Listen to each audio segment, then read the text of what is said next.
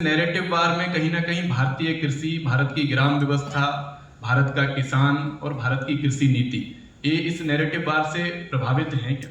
Narrative बनाना और narrative स्थापित करना, ये दोनों हमारा काम है। ये हमें सोचना पड़ेगा। जो हम समाज के बारे में सोचने वाले लोग हैं, समाज के बारे में काम करने वाले लोग हैं। पंचतंत्र में एक छोटी सी कहानी पढ़ी थी हमने। एक पुरोहित अपने यजमान के यहाँ यज्ञ करवा करके जा रहे हैं। उनको एक बछिया दान में मिलती है। आप लोगों ने भी ये कहानी पढ़ी होगी, पंचतंत्र की कहानियों में आती है। तो बछिया पुरोहित जी जो है ना, वो अपने कंधे पर रख करके जा रहे थे अपने घर। रास्ते में 4 बदमाश थे। उन्होंने योजना बनाई कि इस पंडित जी से, इस पुरोहित जी से ये बछिया लेनी है, लेकिन अगर छीनेंगे तो क्राइम हो जाएगा। तो इनको बेवकूफ बना करके लेनी है। नैरेटिव, अवधारणा, गलत अवधारणा, गलत विमर्श बना करके लेनी है। तो एक व्यक्ति पहले आया, अरे पंडित जी प्रणाम, पालागी, अरे क्या आप बताइए, इतने अच्छे पुरोहित, इतने अच्छे ज्ञानी, इतने अच्छे विद्वान होकर के एक कुत्ते की बछिया को आप कंधे पर रख के घूम रहे हैं, शर्म नहीं आती आपको? तो पुरोहित जी ने कहा, क्या फालतू बात कर रहे हैं, देख ले रहे बछिया है, ये तो गाय की बछिया है, ये कुत्ते की कुतिया थोड़ी है, तुम क्या फालतू भ्रमित कर रहे हो? चलो भागो। आगे बढ़ गए। थोड़ी देर बाद में दूसरा आया, दूसरे ने भी वही बात कही। तो पुरोहित जी को लगा क्या कुछ गड़बड़ तो नहीं है, मेरी तो आंखें खराब नहीं हो गई है, मैं ही कोई गलत तो नहीं देख रहा हूं ये, क्योंकि एक से गलती हो सकती है, दूसरा भी यही बात कह रहा।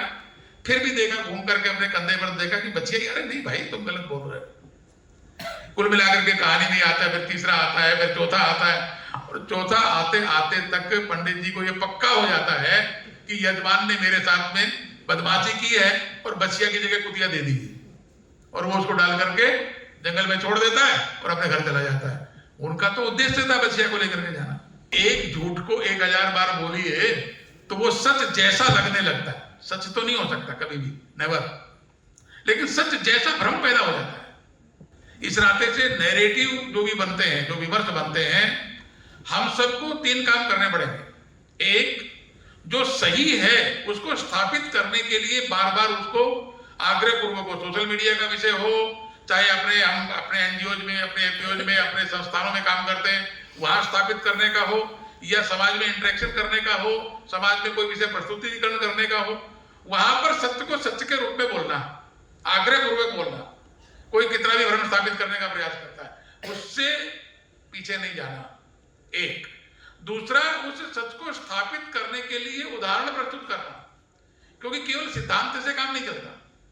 आपको उसके, हम विज्ञान के लोग हैं तो विज्ञान में प्रमाण मांगते हैं, आप केवल सिद्धांत बताएंगे तो काम नहीं चलेगा।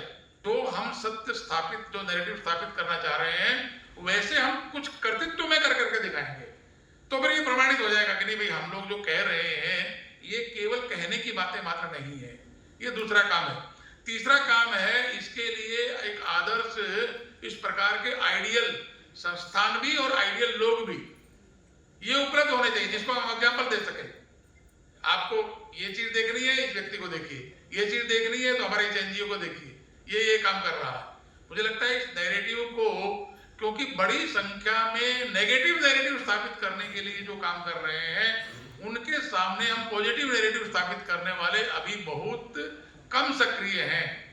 इस सक्रियता का मापदंड बढ़ेगा तो नैरेटिव सही दिशा में जाएगा।